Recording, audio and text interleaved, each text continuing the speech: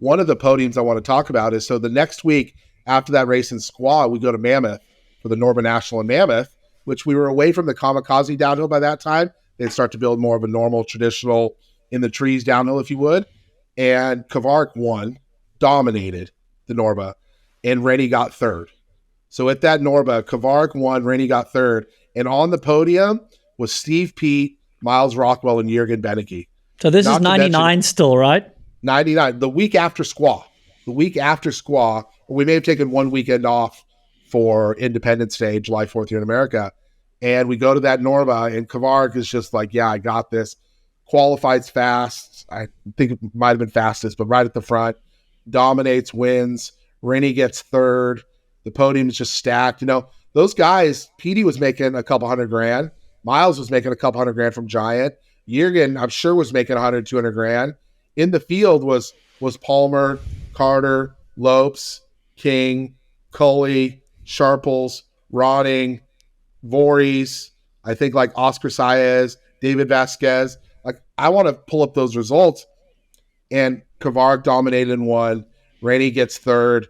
We have a big party after that, which we got in a little bit of trouble with our condo in Mammoth.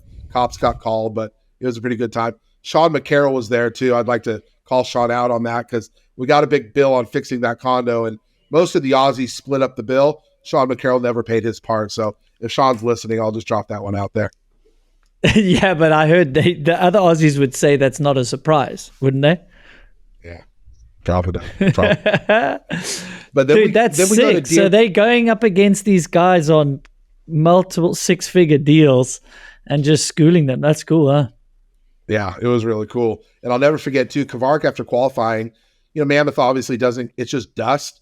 But, like, Kvark didn't even want his bike touched. He didn't even want to, like, dust it off. Like, don't touch anything on my bike. Leave the dust on it. Leave it exactly as it is before his race run. Because we would qualify in the morning. So we do, like, seating run, qualifying in the morning, and then the finals in the afternoon. So that was pretty cool. Yeah, I heard Sharples as well. Like, when the forks were those open bath forks, Sharples also was like, after quali, do not spray my bike, do not clean anything. Like, the small bump feels the way it does now, and I wanted to feel the same. Because you could change the characteristics of like the stanchions a little bit. Totally.